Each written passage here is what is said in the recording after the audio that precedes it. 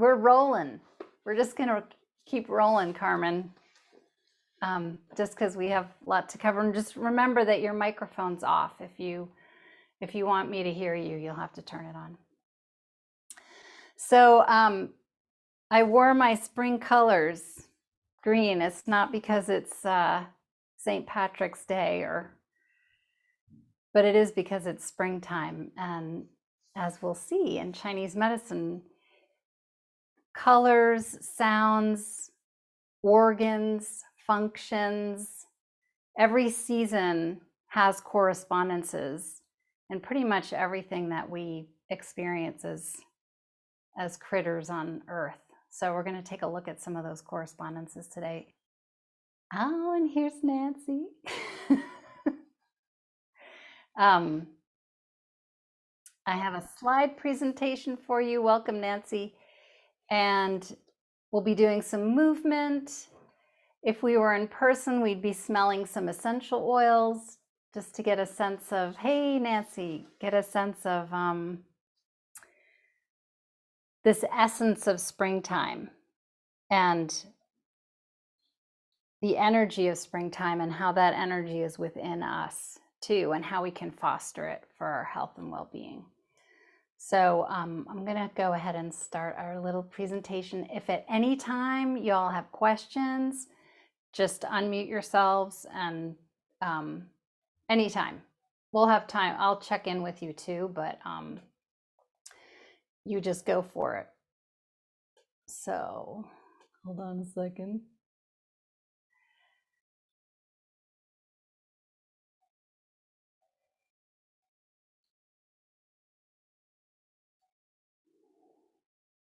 Okay. So as I mentioned, we're going to be talking about the season of spring, the energy of springtime, and how we can tap into it for our own health and well-being. We're already tapped in, even though we might not know it consciously. Can you all see that the slide changed? Will somebody just unmute the microphone and yes, if you see it? Okay, thanks, Joy. Yeah, if there are any problems with if I sound like I'm talking about something that you're not seeing, just let me know. And you'll have to speak it because I can't see. Let's see if I could see you. Yeah, I can't see you guys. So we have in Chinese philosophy, there are 5 seasons. In the season of winter, we had a class on how we can help our kidneys and our bladder. That's the element of water that you'll see on that left side. Water is associated with winter. And we know that winter feeds into spring, but we also know the element of water feeds into sprouting the seeds. We need water to activate and sprout seeds. And then once the seed is activated, it sends down roots and it sends up shoots. And that's the wood element. The roots going down and the shoots coming up is the expression of water commingling and creating this essence of wood. So wood is the element that we're in the season of spring. And when we look around outside, we certainly have evidence of that especially by the creek banks. There are green shoots sprouting up near the water. Wherever there's water, you're going to be seeing new life coming up this time of year. And of course, spring turns into summer. And that element is the wood, when it's really activated, can burn. So our next season of summer is associated with the element of fire. And this is important because we don't just want to look at the season that we're in. We want to consider the season we came from and where we're going, because it's all a continuous cycle. So I just want to stop and check in with you all if that makes sense to you. So We'll be even, hopefully, understanding the position of the wood element in springtime and how what we experienced in winter, how that's going to affect our health in the spring, and also how our spring is going to affect our health in the summer. It's all a continuum. So I'm going to go back to the slides. Remember, if you have a question, just chime on in. Oh, and you know what? Things might be a little wonky. Hold on, just give me a second. I like going back and forth between the slides and actually seeing you.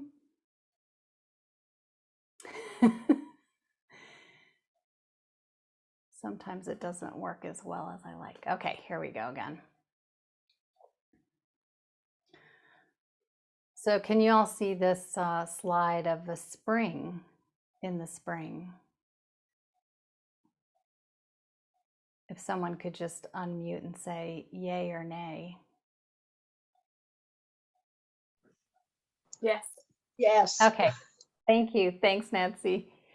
Okay, so this is a spring up the road from me in the springtime. And as I mentioned, that element of water, which corresponds with the winter season, water generates the wood in spring. As we say, April showers bring May flowers.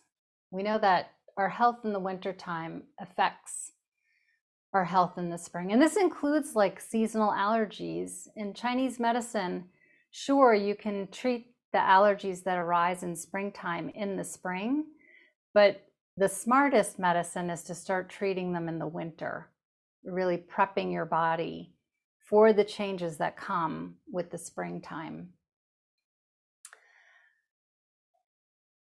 And the changes of spring can be quite dramatic.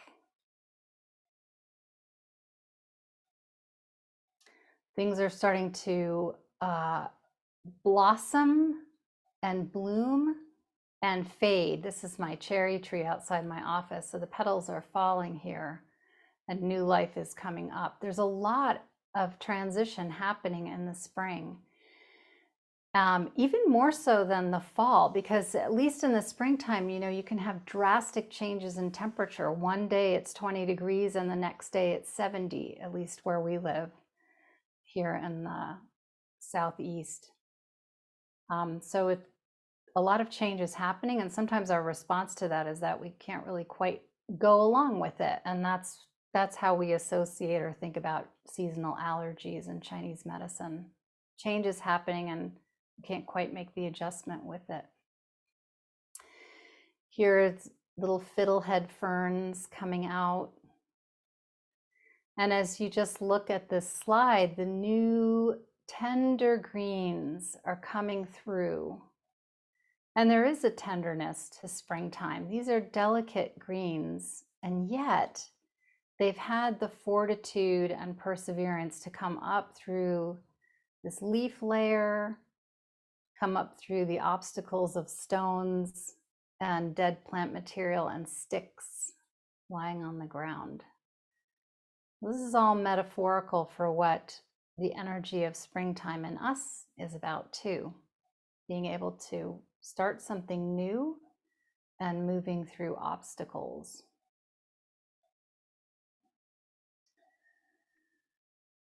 Wood energy is thought to be one that rises up and goes outward. So unlike the energy of winter, which was coming in and down, this energy is going up and out. And I wanted to play this little video. You can see here that this is just a creek that I was visiting a few days ago. And you can see just how the greening starts closest to the water and moves up the bank. So up high on the banks, it's still hasn't turned green yet. But the sprouts are coming up near the water. And again, that's just reminding us that the health of the winter feeds into the abundance and the prosperity of springtime. As you watch this little video, which I hope I can play, you might just first settle into yourself, coming into feeling that you're being supported by the earth. Earth element, by the way, we're going to see corresponds to the late summer.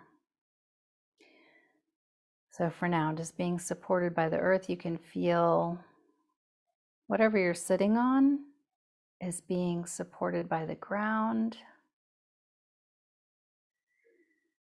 You know that you're breathing, being supported by the air and the atmosphere, the heavens all around you.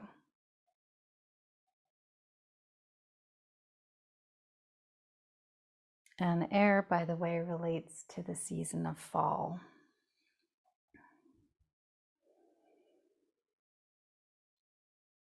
And here you are in the springtime, if you're in the northern hemisphere.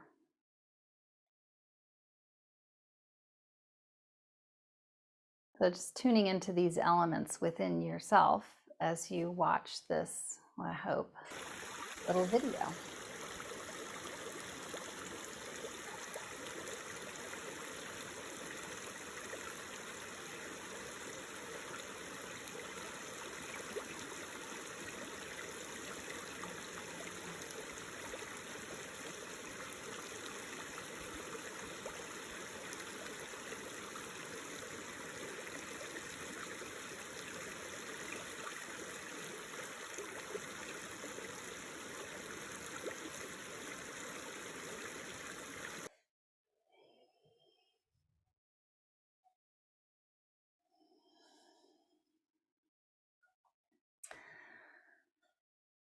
Okay, so curious as you're watching that.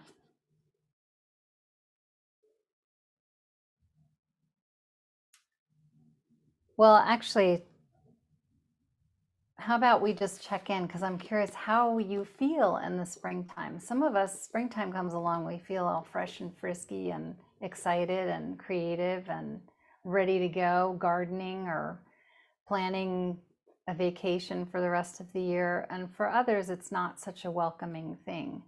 So I'm curious, how do you meet the spring when it comes? Is it something you look forward to? Is it something that you dread? And you can just chime in because I'd love to hear from you. I'll go first.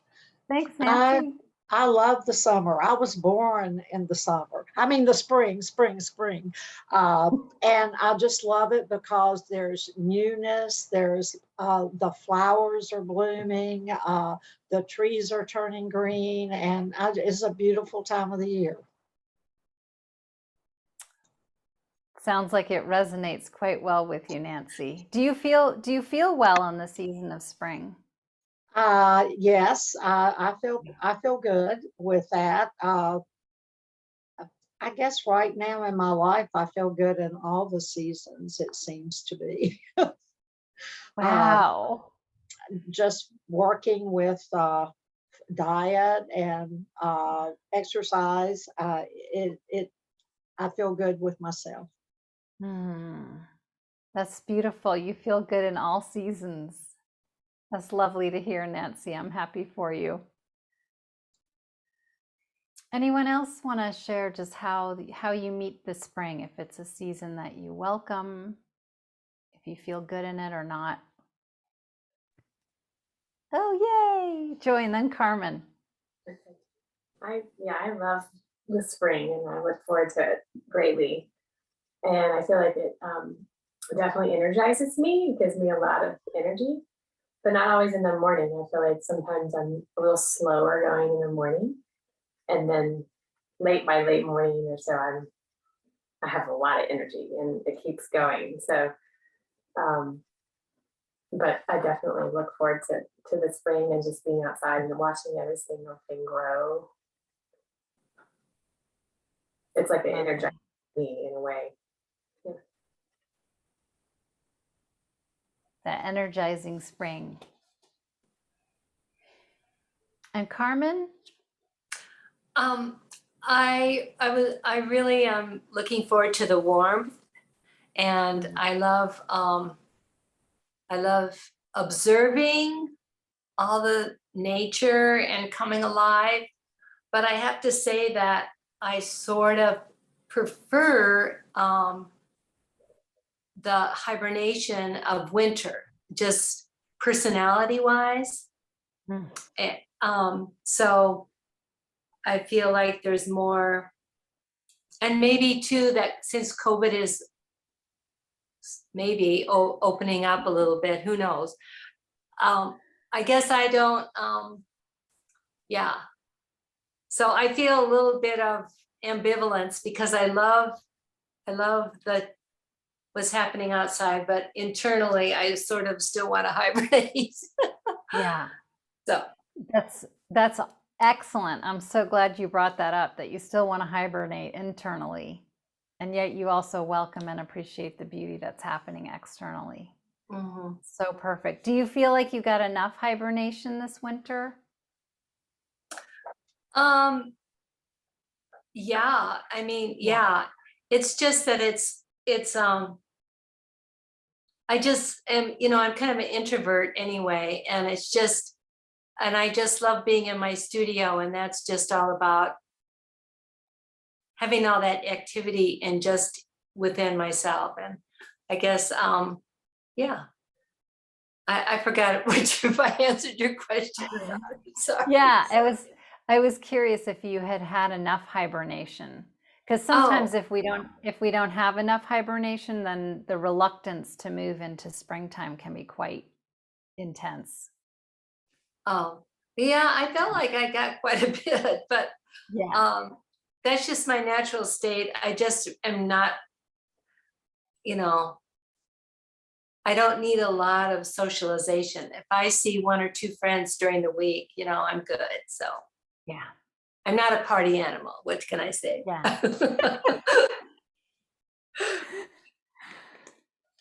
Well, you brought up something that's really lovely, and I thank you for it, Carmen. And that is sometimes the part of the medicine, discovering our own medicine for ourselves, is coming to have an understanding of, is there a season or an element that really resonates with us throughout the year? So, is winter that inward going, hibernating energy the kind that we really like throughout the year? And it's what nourishes us. Even if we're in the height of summer, are we really nourished by taking time to go inward and be on our own for a little while? So as you identify if there is a season that really resonates, where you feel really good and you look forward to it, that might be your element. So there is a concept in Chinese medicine that we all have a predilection, an attraction to usually one element predominates in us. Some of us are fire types. We love to be out and enjoying other people. We'll talk about that when we have our summer class. Some of us like to go inward and nourish ourselves on our own even. Other people really love the fall, the windiness and the letting go, all Mhm. that letting go that's paring down, simplifying, and starting to come in. So finding your element can be really helpful for your own self-care. So our journey with these classes is to see, is there a season that resonates with me? And then how can I nourish that in myself all year? And also make it so that I can meet every season with welcoming, that every season is a place that I can be nourished. Mhm. And so, yeah, again, Nancy, thank you for saying that. What a beautiful thing to be able to say, that all seasons are seasons that you feel good in. That's not true for all of us, but it can be. We can help ourselves. So Any comments or questions about that? Does it resonate? If you had a season that was your season, do you know what it is?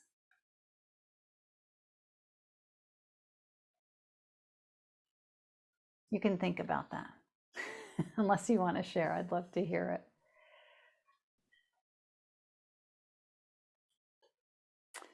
it. Okay, so we're going to come back to slides.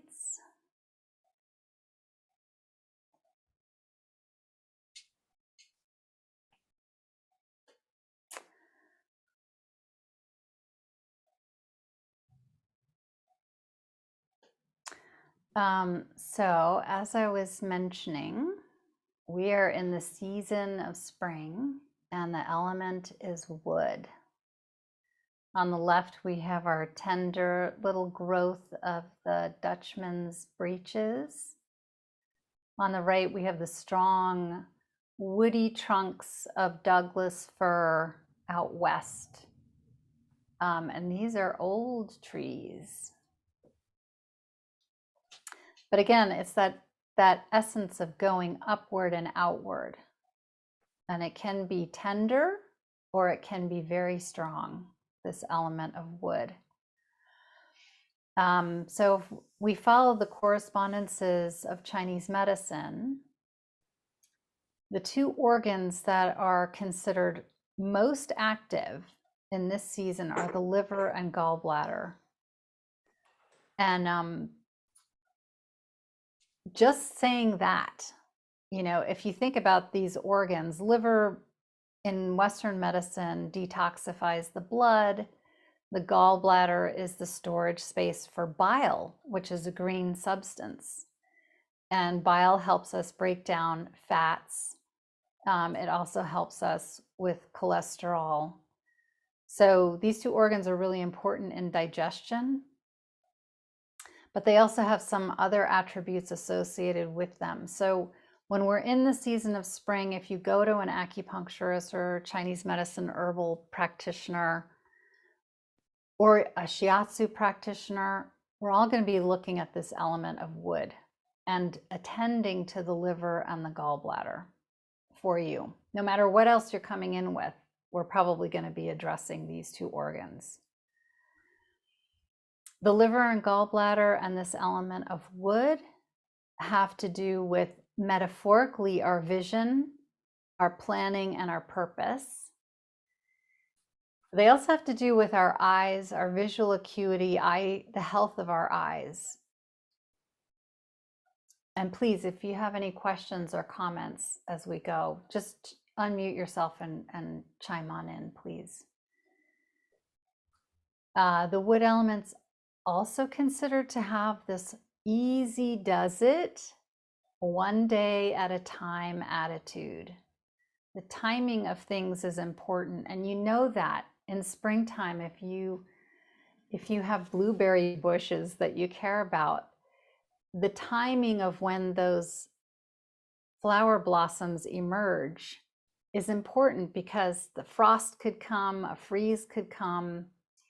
I'm a little hesitant. You have to be careful of the timing of letting these tender new growth come through. I mentioned the eyes and the vision. The liver and gallbladder are also considered to be the umbrella under which the health of our tendons and our ligaments, or our even the attachment of the muscles to each other and to bone. So issues with joint pain or just soreness and stiffness of movement have to do with this season and this element of wood. So yeah, joints and articulations, because these are places of growth. You know, you have the plant coming up through the ground, and then kapow, there's a joint that's created where a new branch comes off. And then that again splits and another branch comes off, or the leaf comes off, or the fruit, the flower is there. So the joints are really important in springtime growth. Another area that's associated with this element of spring is the neck and the throat. So neck pain or common cold that starts with a sore throat often has something to do with the liver.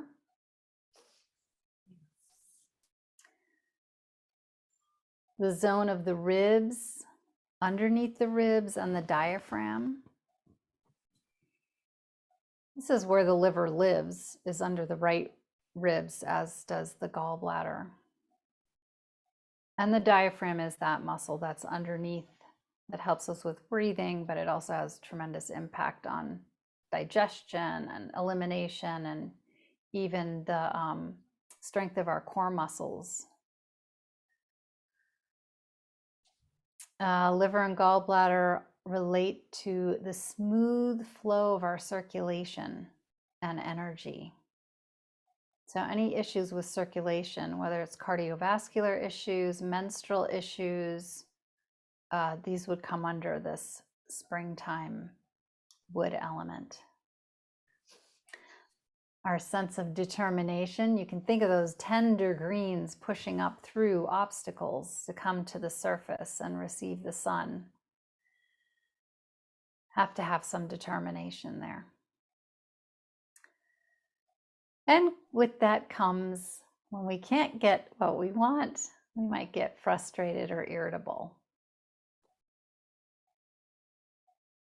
It's interesting, just this week alone, I've had probably, maybe not all of my patients who I've seen this week have expressed some issues with increased irritability and frustration, being more grumpy.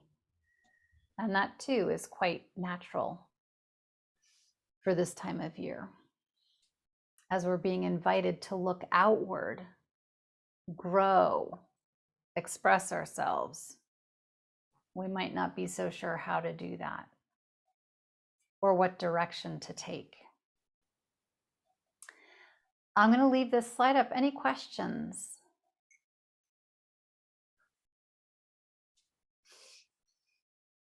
Just chime on in if you do.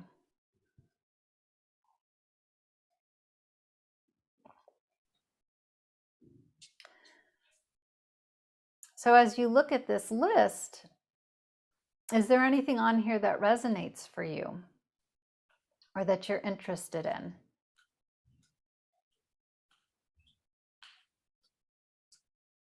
Just checking in with how your liver, gallbladder, or your wood element, your spring season in your own self, any issues that arise, or maybe not even issues, maybe you're interested in helping these areas.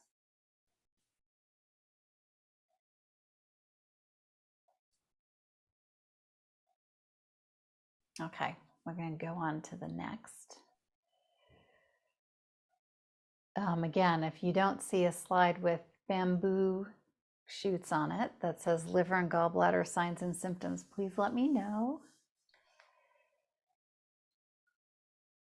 Bamboo is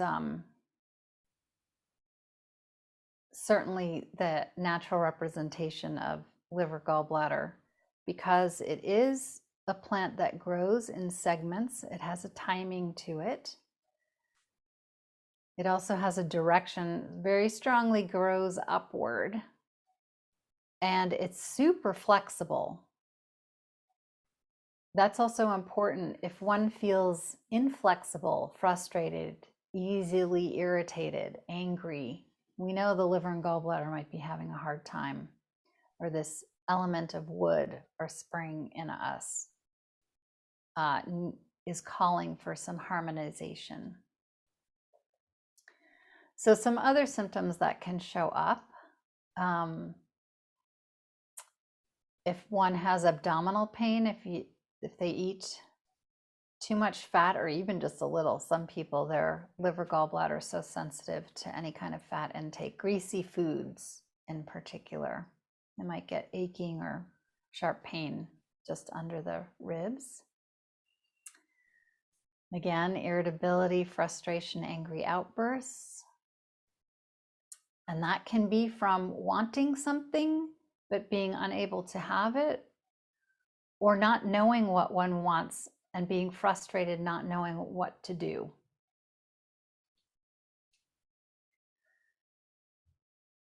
Headaches that are related to the eyes, like migraine headaches, or that affect the vision in some way, or headaches that are on the very top of the head at the vertex of the head are considered wood element headaches. And also any vision problems like floaters, or lack of acuity, or if one has sensitivity to light, photophobia. These are all considered liver gallbladder signs and symptoms. I mentioned soreness and stiffness of the joints, neck pain, throat issues, and also pain between the shoulder blades can be liver gallbladder related. You can tell already this is going to be a long list, so hang in there. Lack of motivation, determination, or persistence. Again, just remembering those little shoots in the springtime, what they're going through as they come up through the soil. Being overly interested in moving through obstacles. Type A personality, people who like to work a lot. Or maybe they don't like to work a lot, but they feel driven to do so. On the opposite end, so this is like a continuum, there's difficulty making decisions, feeling timid, not having motivation, feeling easily thwarted. A shouting voice is considered related to this season. You want something to come out and it gets blocked. It's going to push itself through like a shouting voice. Sometimes to the point of turning green around the upper lip and around the lower lip.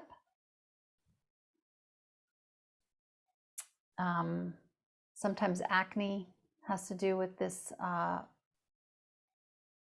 excessive push of energy up into the upper back, chest, and face. This is true of high blood pressure too. Can be the energy is getting pushed upward too strongly. And then menstrual issues. This relates to that aspect of the liver and gallbladder dealing with the smooth flow of blood and energy. Remember, energy in the menstrual cycle is cyclical. It changes with the hormones as they change throughout the cycle. So any kind of menstrual pain, cramping, breast tenderness, nipple soreness, or premenstrual symptoms of irritability, mood swings. These are all signatures of this spring energy.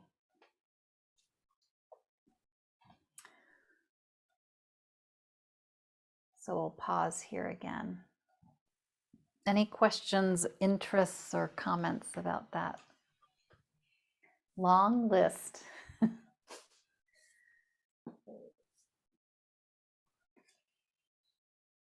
And for those of us who we might be in a different phase of our reproductive cycle, you can reflect back on what it was and even notice how it may have changed from the time that you started menstruation to the time where you are, or if it ended.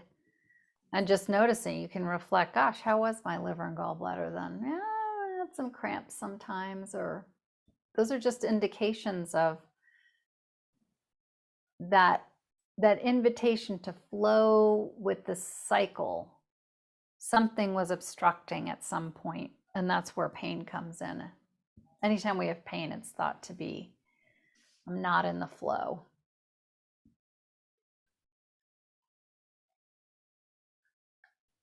Questions, comments? Okay. We'll keep on going here. Is this interesting to you? Am I, yeah? Okay. Yes. All right, let's share again.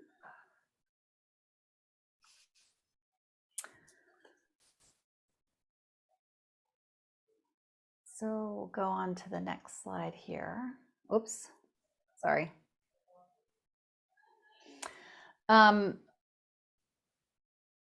Okay, so here we have a representation of the 5 elements, the 5 seasons. That green circle, as you can see, relates to spring. And the wood element, the liver and gallbladder. And that green circle is also just reminding us of things we've already talked about. The ligaments and the tendons relate to this season, the eyes. The environmental factor that all seasons have, winter had cold as the environmental factor, spring has wind. It gets very windy. Is it March that comes in like a lion and goes out like a lamb? Lots of wind inviting the old branches and the old leaves to get blown down. And it's almost like a self-pruning from the wind. It allows for new growth. But for some of us, that experience of wind can cause some problems. It's inviting change, and we might not be able to roll with that so well. So it's not uncommon in spring when the wind starts blowing that people get seasonal allergies. Let me know, do any of you have seasonal allergies? If you want to discuss it, please let me know. You can also put it in the chat too.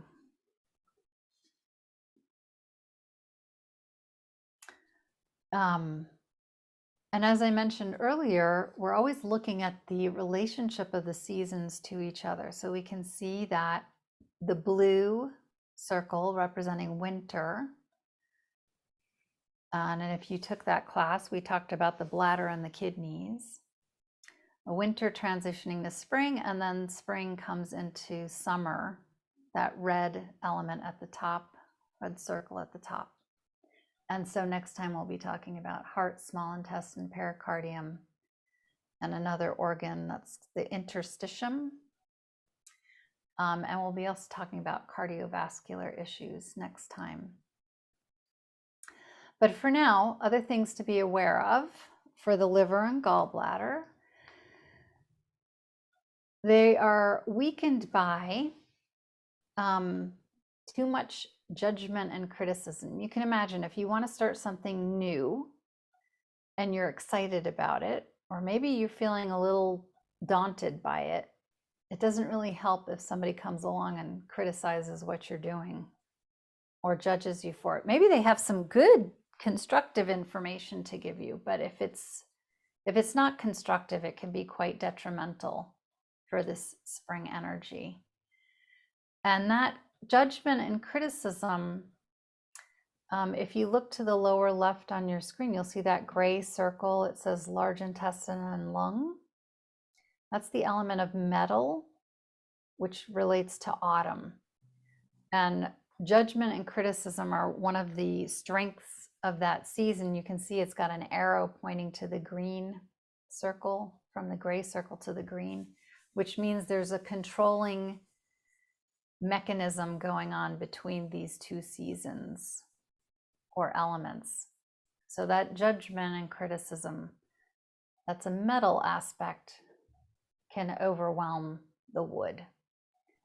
In Chinese medicine, then we say that metal axe chops the wood. Oppression or constraint, that's kind of resonates with that same concept. Spring, we want growth, move through obstacles to express ourselves, and being oppressed or constrained can be problematic for the liver and gallbladder. As can doing too much, planning too much,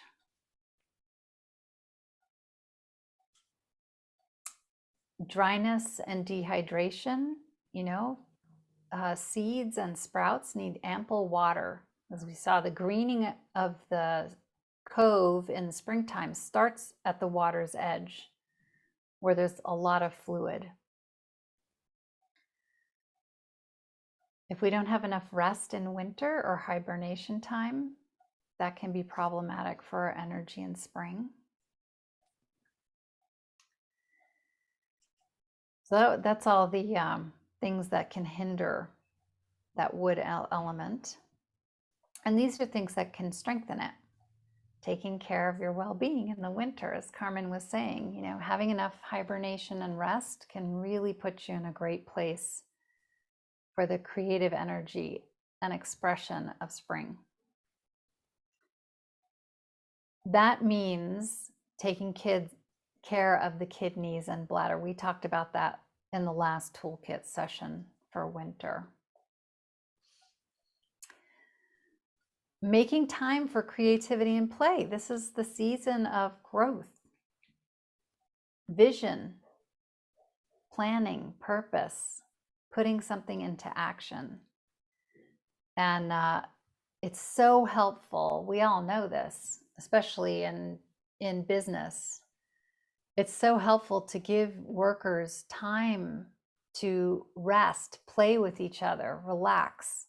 That's when our creativity really soars. Having a clarity of vision and planning, and doing moderate work every day toward that.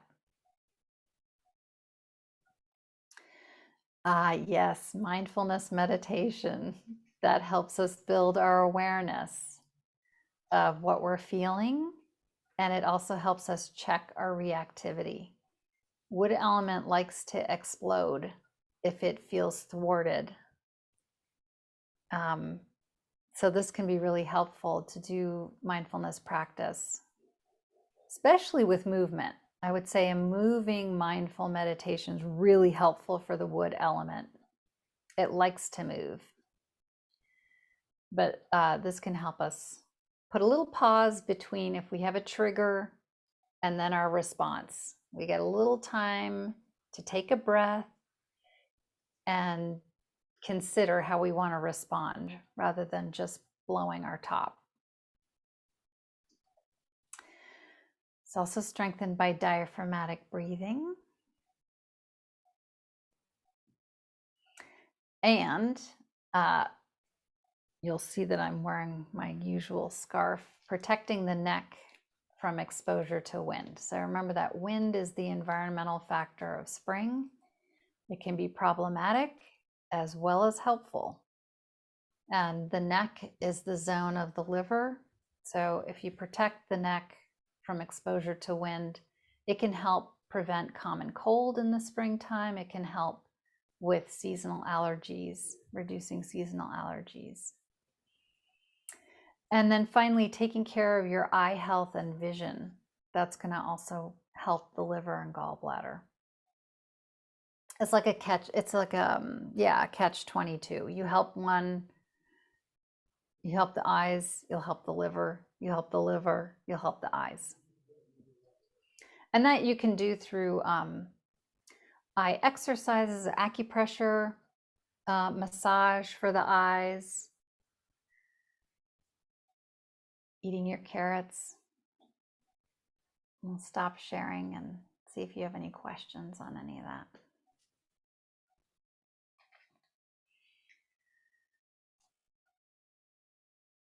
So the second half of our class is going to be actually what we can do to support strengthening these organs or minimizing weakening them.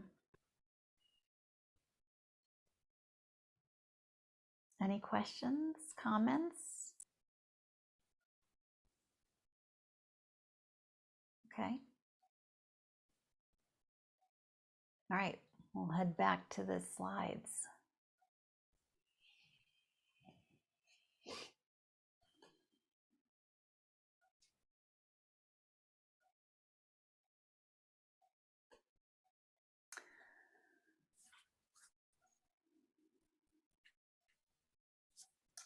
So if we're talking about what we can do for food, I have a list coming up, but these are just the overall what we can do with food.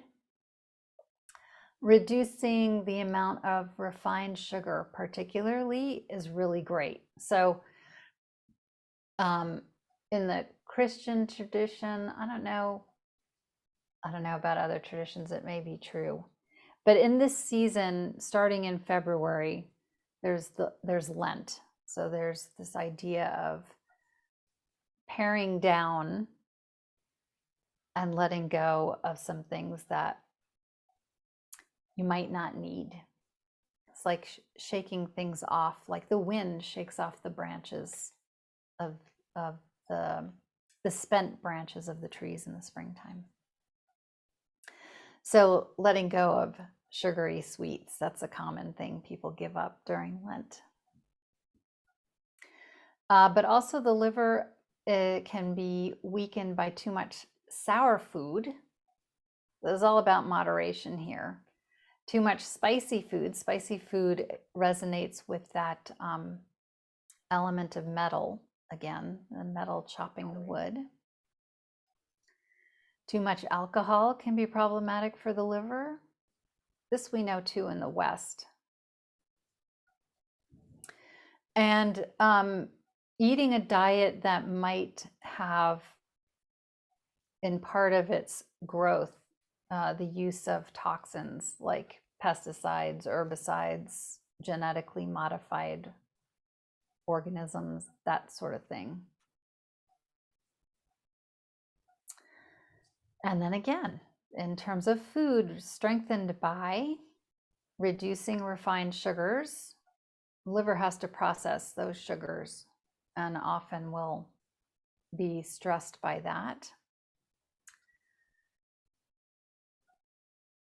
Supplementing with foods that are high in vitamin A or B12, or taking those supplements. Eating spring greens that have the flavor of sour, bitter, or spicy. That's also really good for the liver. And they're coming out now. Like the dandelion greens are coming up now. Having a fast in the springtime, or doing a liver cleanse, or some kind of detoxification process. A lot of people opt for colon cleanses this time of year. And then as you're considering preparing the food, steaming or stir frying is in sync with this season. And if you stir fry, you might get your whatever oil you're using in your wok or your saute pan hot for the vegetables, but you finish them at the very end by adding some liquid. Maybe it's soy sauce or water or a little rice vinegar. This can be very helpful for the liver. So just drilling down a little more into food therapy for liver and gallbladder. If y'all want to take a screenshot of this, you're more than welcome to, but it'll also be on the recording that you get at the end. Those first two, artichoke and green olives, are especially excellent foods for the liver and gallbladder to help cleanse them, to help them clear. As are spring lettuce greens, the Japanese greens too that are slightly spicy. Asparagus, excellent. And it even has so much expresses that energy of springtime, these shoots coming up. Lemon, turmeric, dandelion leaf and root, also burdock, if you're into burdock root. Very cleansing for the liver. Black beans, aduki beans, and goji berries are nourishing to the blood and therefore are also very helpful for the liver. And then here we have some more sour flavored foods: vinegar, sauerkraut, kimchi, kombucha. They all have that sour flavor, resonates with spring. Sprouts too can taste a little sour. Avocado leek, again, that's a plant that has very direct upward movement through its stalk. And then we have more greens, parsley, escarole, watercress, kale, collards. And garlic, beets, and carrots help to detoxify the liver. Again, if they're organically grown, you definitely want to have good soil that they're grown in. And then just a reminder to avoid refined sugars and any kind of environmental toxin. This also includes medications, can be problematic for the liver. So it can be helpful to do these seasonal detoxes. Yeah, and avoiding non-organic veggies, fruit, and reducing red meat and pork this time of year. The fowl, the birds that fly, they flap, they resonate with the wind element, so they resonate with spring. Those are foods that are okay. So, any questions about that list of food?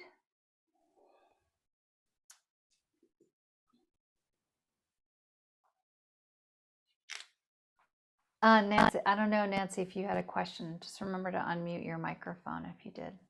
I just put Okay. something up on my screen that I didn't mean to. Oh. The detox. Do you give any kind of recommendations for to do the detox later in the class? I think so, but we can cover it now because that's I find that particularly interesting. So the way that I recommend doing a spring detox is actually to start as early as you want. So sometime in February is a good time to start.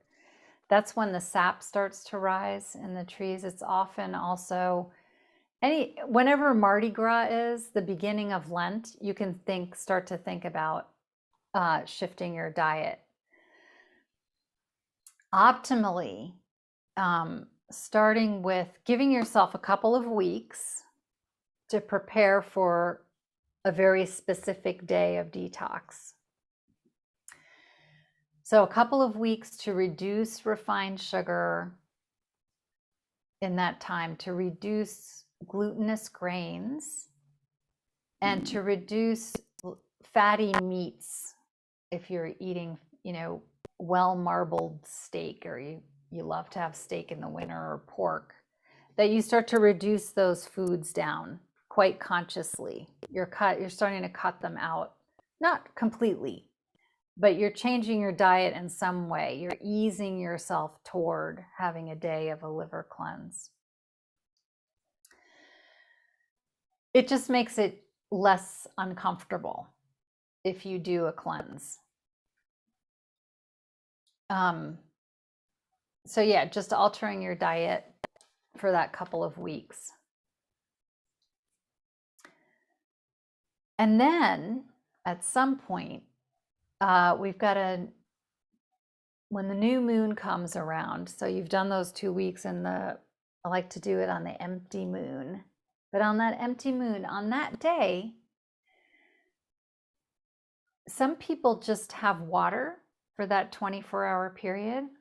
That is, I think, a lot to ask for some of us, just to really fast and just have water. So what I recommend is to have a green broth where you cook asparagus with water. So I might coat the asparagus in a little bit of olive oil with some salt, and then lay it out on a pan and roast it in the oven, but I keep adding water to it. So remember, the spring needs that energy of winter. The seed needs the water. So I'm adding water to it as I'm roasting those asparagus until they're really soft.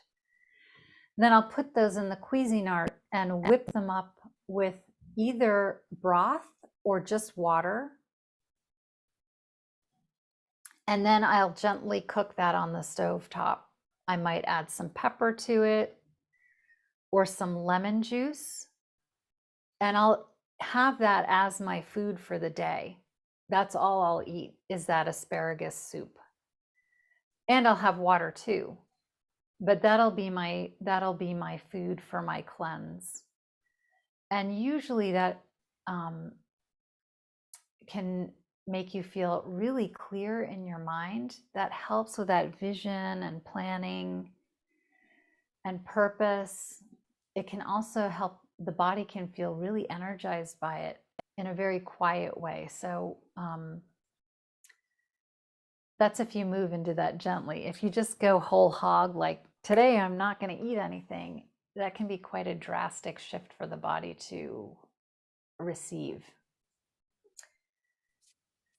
And you could do leek and asparagus.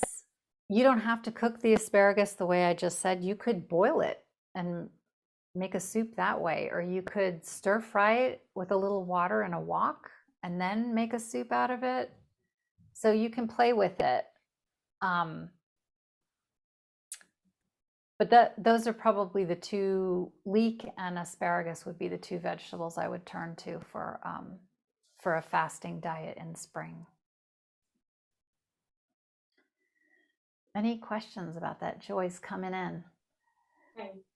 Well, I've done a couple of detoxes and Oh, it was led by someone for me, and I did a mono diet for that day, but we made the same thing and just ate it 3 times a day.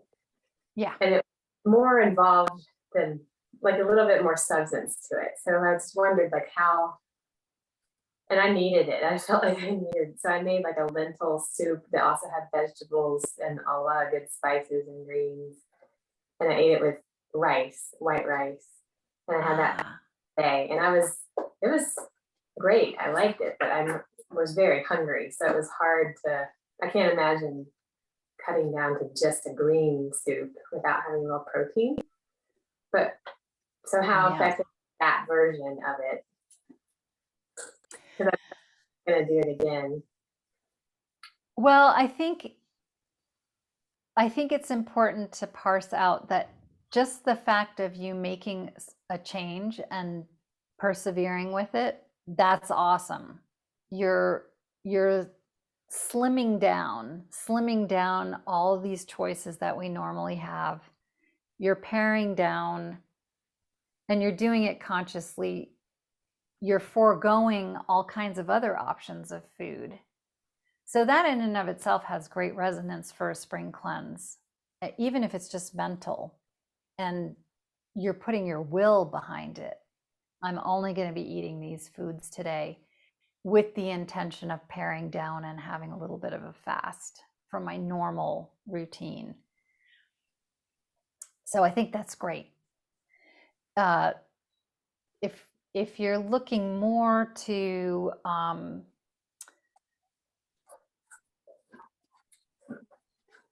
kind of getting into the meat and potatoes of the liver, not having any grains is important for that, because you're kind of taking out that starch, that carbohydrate starch that the liver has to process. So you're taking that out. Now, one of my very dear friends, she would never do a spring cleanse with vegetables.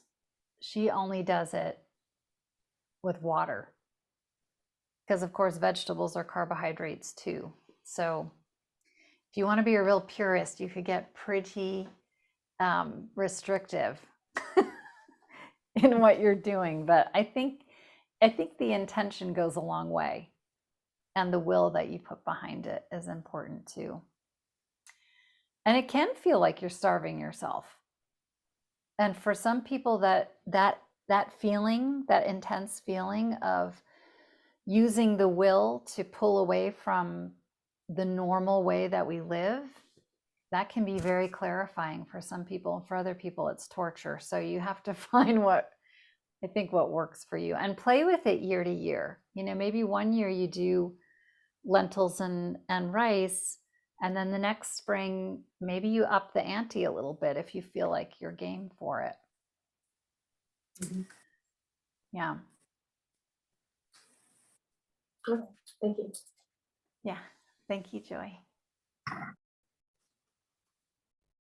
Carmen, did you have a question? Margot, I had a question. Yes, please.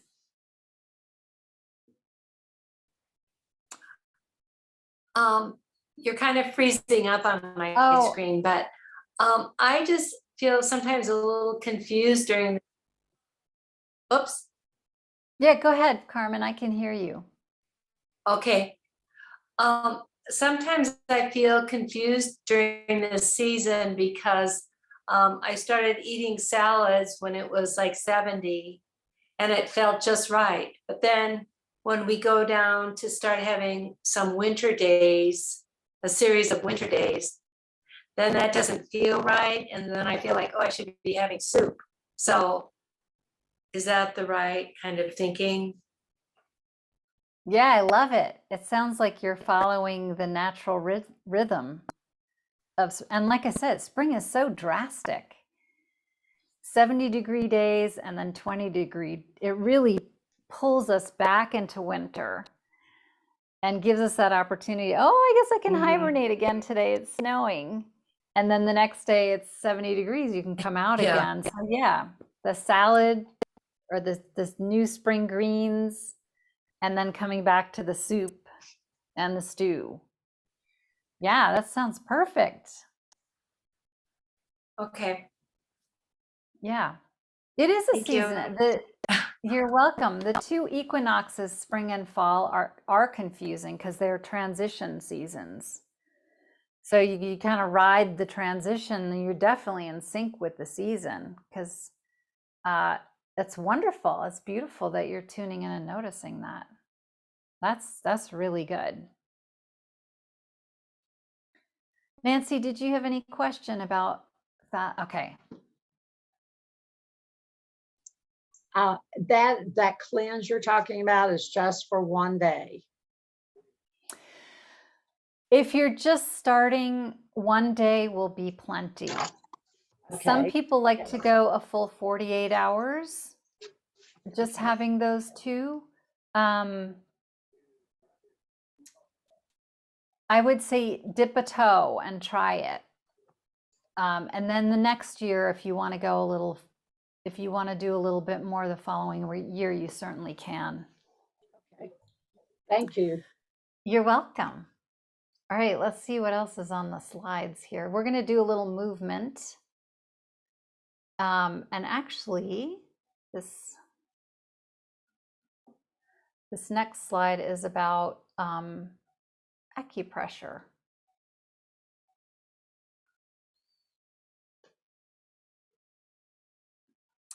So here's some self-care for the liver and gallbladder.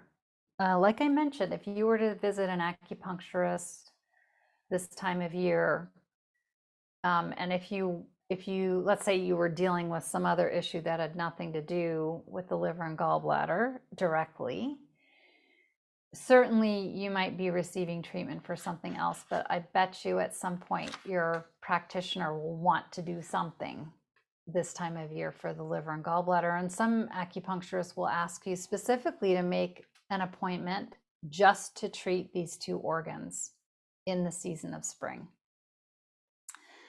So the two main points are called source points. The liver has 14 points on its channel and the gallbladder has 44. So of those points, these two are considered the source points. They're kind of the essential energy of these organs lives at these points. One is on the top of the foot where it says LV3. That LV stands for liver. And that is the third point on the channel. And it's between where the bones of the big toe and the second toe meet in the valley near the arch of the foot. So if you have access to your foot, if you just put your hands, your index finger in that web between the big toe and the second toe, and then start walking your finger up your foot towards your ankle, you're going to feel where the two bones, the big toe bone and the second toe bone, meet. Somewhere in there, you might find a tender spot. And that tender spot is liver 3, also known as happy calm. Happy calm is to help us, as you think of yourself as that little sprout in the ground. You're moving, you've been activated by the water, you've set down your roots, and now you're ready to sprout up through the soil. You're coming up, you might bump into a rock, but you don't get thwarted or bummed out by that. You just gently change direction a little bit, and then you continue going upward, and you're just kind of happy-go-lucky, making your way through. You meet an obstacle, you find your way around it, and you keep on going. That's what liver 3 helps us do. It's a great point to relieve frustration. So you can just rub your finger like in a little circle on that point. As you push, as you press, you can just rub in a circle. And take some long, deep breaths as you're doing that. You might just tune in if you feel any tension anywhere in your body, especially around your neck and shoulders. And just do your best as you breathe to let any amount of tension go. As you rub happy calm. And you can do one foot. You could do both feet at the same time. Or you could alternate, do one foot for at least 30 seconds, and then go do the other foot. Rub the point on the other foot. Just rubbing happy calm. Long, deep breaths. Relaxing your neck and shoulders. So as you breathe these long, deep breaths, you're letting the diaphragm move to its fullest capability for you today, in this moment. And that benefits the liver and gallbladder and the digestion. It also benefits the heart.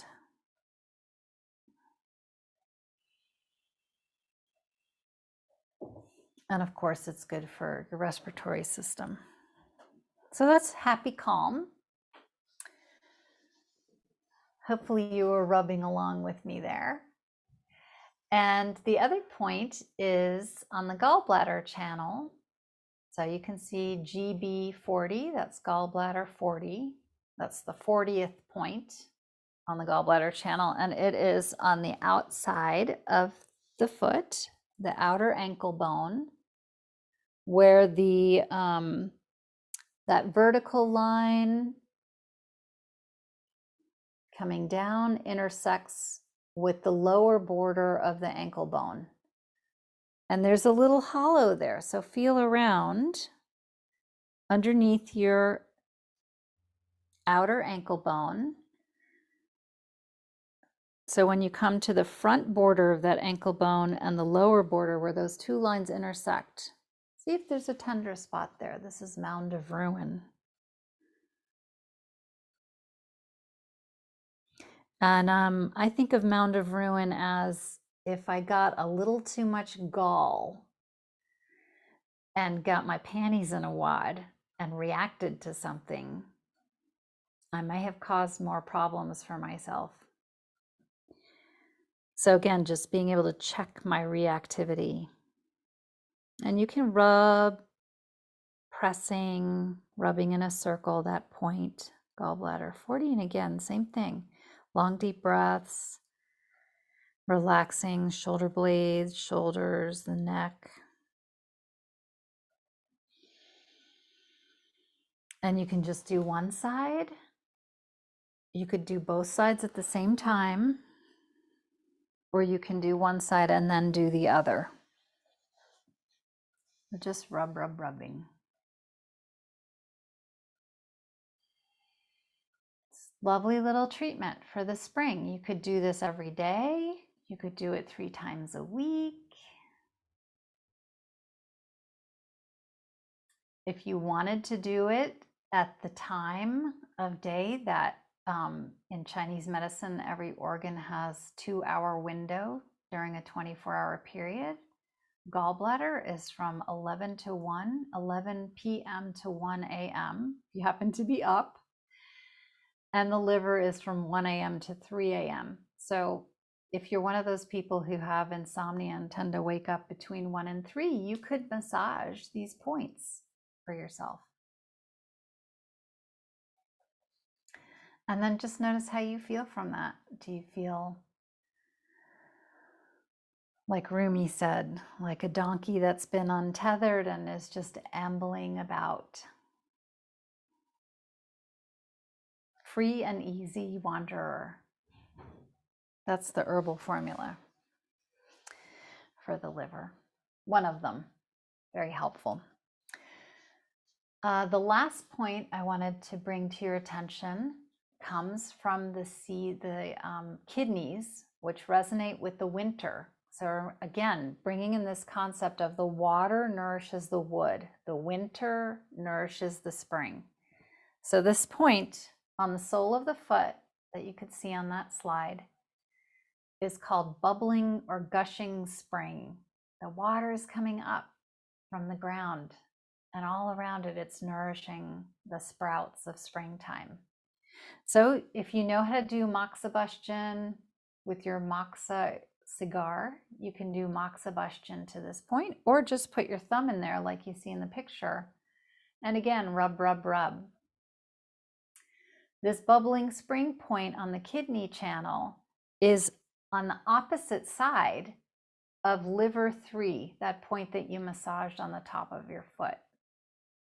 So you could almost imagine it's like the spring water is coming from the sole of the foot through the foot and sprouting up at that liver 3 point to nourish the liver.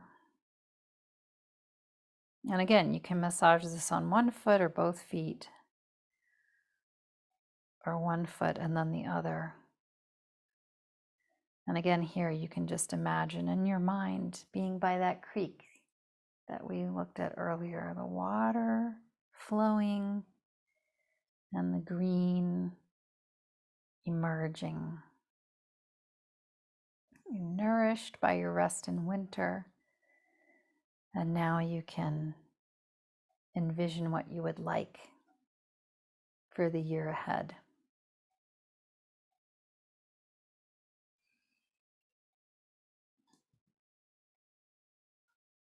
Any questions about that?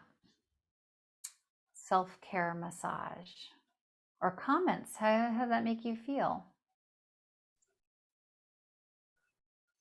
What if you don't have a gallbladder? Ah, great question. Thank you, Nancy. So that's the cool thing in Chinese medicine, is that every cell contains the function of every organ. So every cell in your body has to circulate energy, fluids. It has to have an interface between the blood and fluids on the outside of the cell and what's on the inside. That's liver, gallbladder.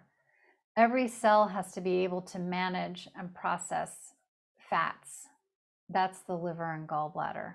Every cell has to be able to cleanse itself. That's the energy of liver and gallbladder. And in the nucleus of every cell, there's a plan for the proteins that are going to be made in that cell. That's liver, gallbladder energy. So even if you don't have the organ, that energy of that organ is alive in every cell of us. So we still want to attend to this element of wood and springtime in us.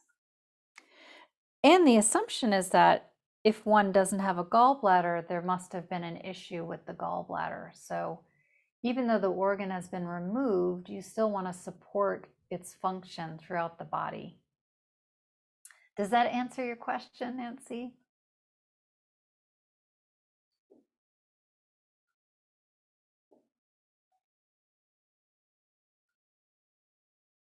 You guys still there? Okay, good. I was without. Did I lose you? Did that help, Nancy? Yeah. Yes, ma'am, it did. That answered my question. I can Okay. continue doing the exercises. Yes, absolutely. Anything else about that? Okay. We'll continue on here.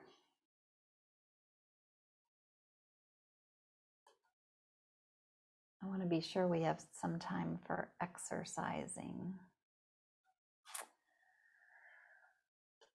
I had mentioned in the newsletter that we were going to talk about essential oils in case you're interested in them. So self-care for liver and gallbladder with essential oils. I won't belabor this because it's pretty straightforward.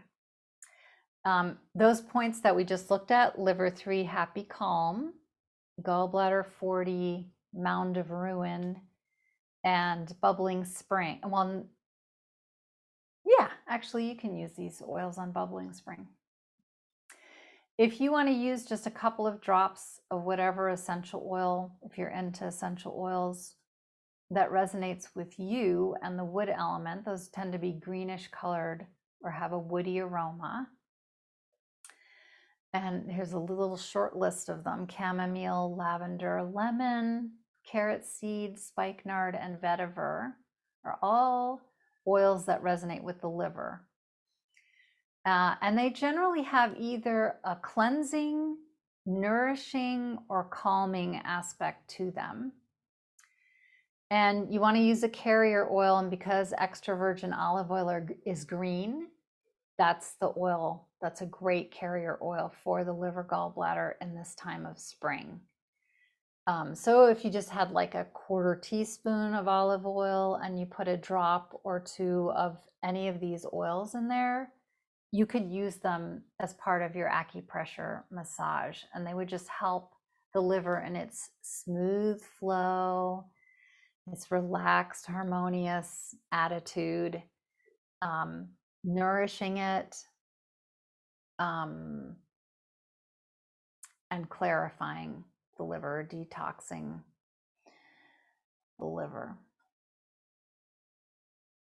And the last thing, and we do have time to do a little bit of movement, is just to share with you some movement practices that are especially good for liver and gallbladder. Anytime you do a twist or a side bend, or maybe you combine the two, that's helping that energy of springtime because it's opening up the ribs. That's the terrain of the liver and gallbladder. Yeah, you're just inviting and opening with those two things. Also releasing the diaphragm, as I mentioned earlier, that's important too for liver and gallbladder. So no matter what you're doing, if you're twisting or side bending, that movement resonates and supports liver and gallbladder. When we walk, we swing a leg forward, there is a little twist there. As you walk, you're twisting your torso a little bit side to side. You can start to exaggerate that, but walking is an excellent movement for the liver and gallbladder. It's a great exercise for springtime, as simple as it is. And I'm just going to show you how you can augment it. That's our last slide. So I'm going to get up, and if you want, you can join me. So one way,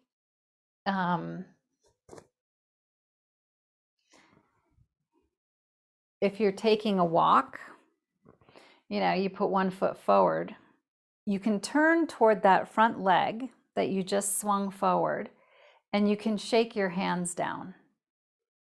Then you shift your weight and the other foot comes forward. You can twist toward it and shake your hands down. And that's how you walk. So it's twisting and shaking the hands. And that shaking of the hands is you're getting it off your shoulders. You're frustrated, you're shaking it off. That also helps with the heart. That's the next season that we're coming into, is the season of summer. And that's the season of the heart and a few other organs that we'll talk about next month, or June. It's not next month. So walking with that little twist and shaking the hands is good for the liver and gallbladder, especially if you're feeling frustrated or irritable. Another good one, I just read an article in the British newspaper, The Guardian, on how mindful movement is really helpful with addiction.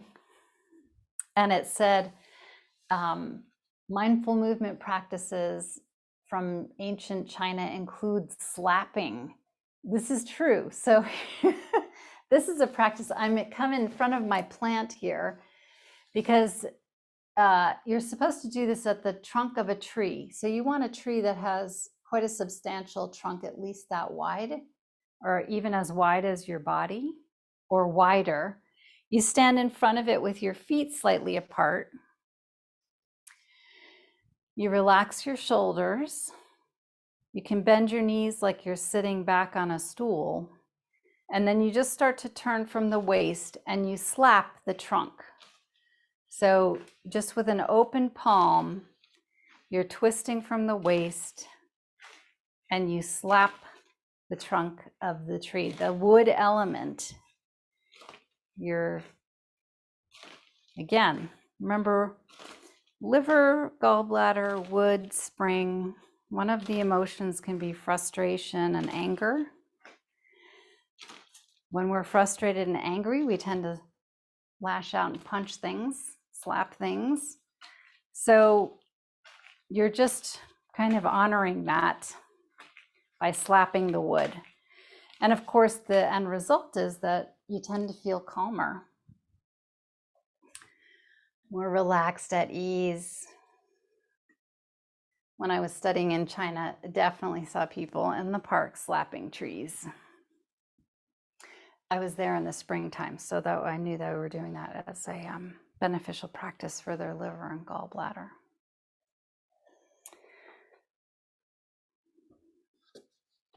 If you have my book, this is a great little resource.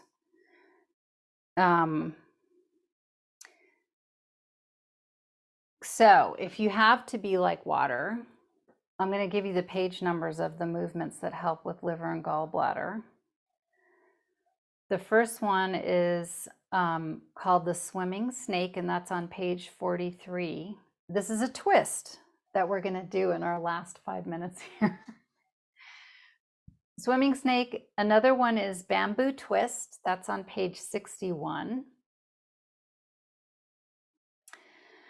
Another movement for the liver and gallbladder is called Free Me, and that's on page 64.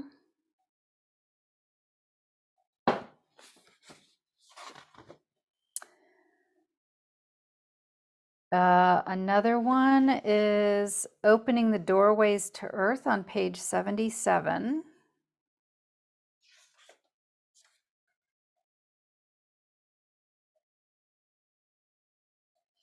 And then the last one is called Sidewinder on page 140.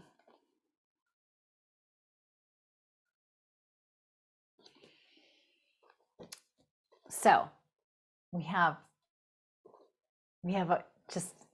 4 minutes left.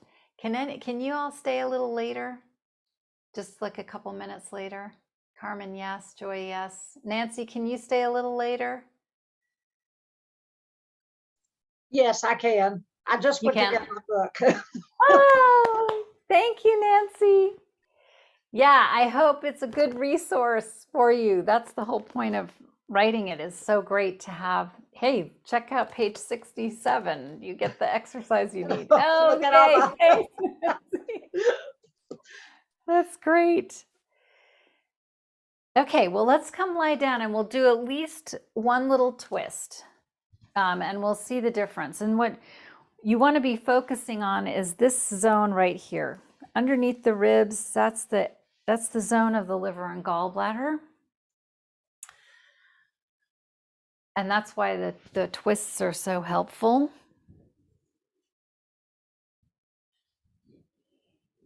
So swimming snake is super simple. We're going to come to lie down on the back.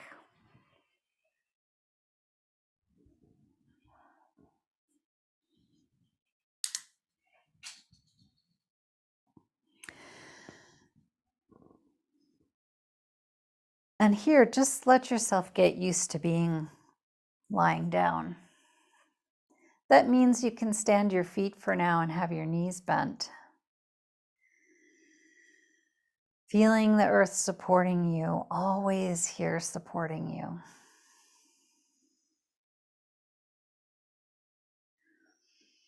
And maybe as you tune into your breathing,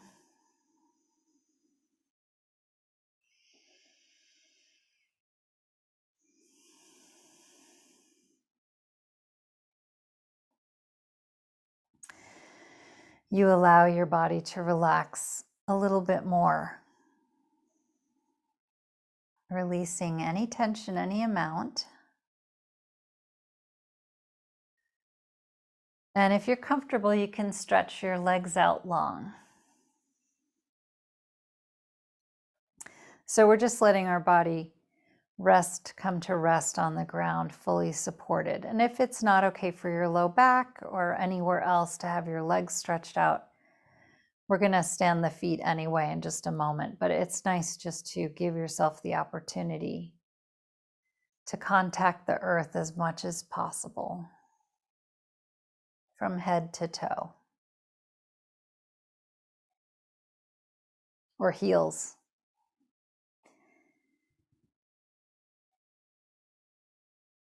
And then you can come and stand your feet. So the knees are pointing to the sky and the feet are standing on the ground. Tuck your legs in close so that the inner thighs, inner knees, inner calves, inner edges of your feet are all touching. And you're going to keep them in contact with each other as we do the twist. So I invite you to open your arms level with your shoulders, if that's okay. Or you could even put your arms to rest overhead, if that feels all right on your shoulders. It's fine to have your arms anywhere that feels good to you, but you'll get a little bit more stretch through the neck and the shoulders if you have your arms outstretched in some way. Then you just tune into breathing. And as you exhale, let your knees with the inner thighs, inner calves together, let your knees drop to one side toward the floor. You'll get a twist. And then inhale and come to stand your feet again. And then exhale and twist to the other side. So you're alternating which way your knees are going. Inhale back to starting position. And then exhale, twist. You can turn your head to look away from your knees. So if your knees are going to the right, your head can turn to the left. And you feel where the stretch is happening. In your legs, in your hips, in your ribs, breast area, armpits, shoulders, neck,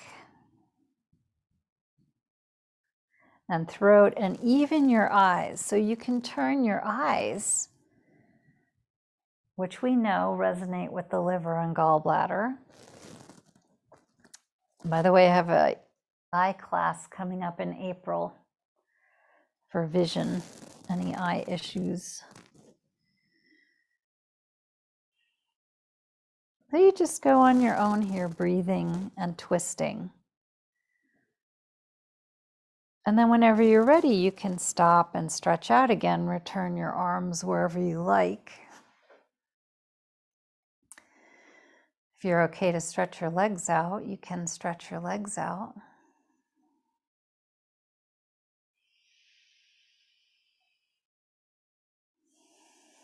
And resting on the earth, breathing. And just notice if your attention is drawn anywhere. You might have sensation, tingling, vibration. Maybe your state of mind feels different. Just notice how you feel.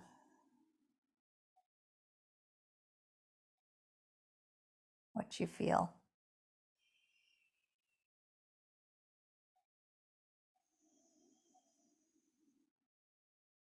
And knowing that that movement benefits liver, gallbladder, this element of wood in the season of spring.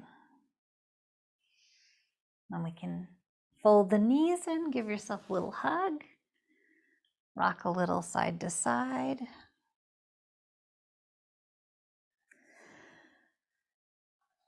And as you're ready, you can roll to a side and come on up, back to sitting.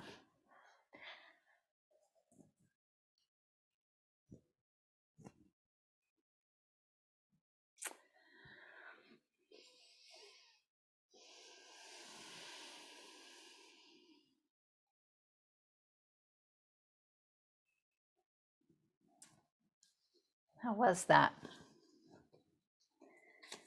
I call that swimming snake, but you may have had a different image come to your mind as you were rocking side to side.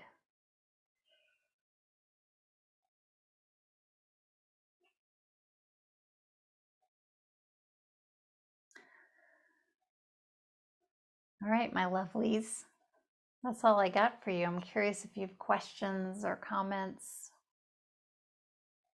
anything to add.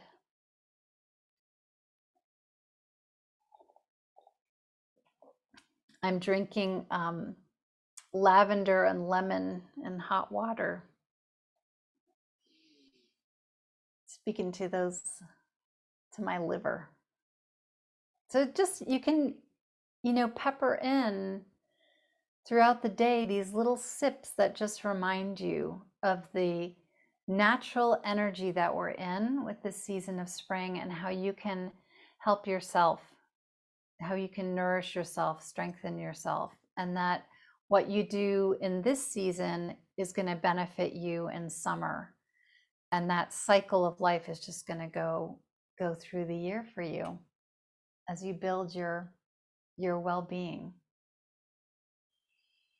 Taking little sips of medicine.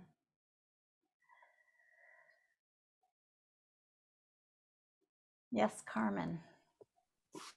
Thank you so much, Margot. You're very welcome. You're very welcome. Please, Thank if you you have so much. questions, send me an email if you've got I questions. find the class really helpful. Ow, I'm so glad. I enjoyed it too. Maybe I'm not as healthy as I think I am. No, you learning are. learning to do these things is really helpful. Yeah. Thank you, Nancy. I'm so glad. Remember, wear your green. I got my red for the next season in mind. Can have a lot of fun playing with all these little notions. Joy, I saw you. Yeah, it's really good information. I appreciate all that. Oh, It made me wonder, so if we do all these, if we sprinkle these things in during the spring, this is potentially going to help the heat, the fire of the summer, and like our reactivity. That's the main goal. That's the kind of like the negative aspect of the summer that you would be addressing. so yeah, summer has its own issues. They usually have to do with, like you said, heat, issues of heat, overheating. But it's also a lot of cardiovascular issues can show up in summertime too. in part because of the heat and how that affects us with dehydration, sweating, etc., and that affects blood pressure. And but yeah, psychologically, this summer generally can be anxiety producing because of that heat. So yeah, the things that we do now will help us go through summer more easily. And again, for lots of people, the next season might be no problem at all. But remember, summer sets us up for fall, and fall sets us up for winter, and on it goes. So you're doing yourself a favor in any season that you attend to yourself. It's going to be good in the long run. Yeah. Well, you let me know. You do it, and then we'll see if it actually works. Yeah. Curious. Thank you for that. So you're welcome. I'll be sending you all the recording. Do with it as you will. You'll have a week to watch it again. If you want to if there were some places you wanted to take a screenshot or more notes, you can just advance to that. So thank you all so much. Thank you, Margot. You're very welcome.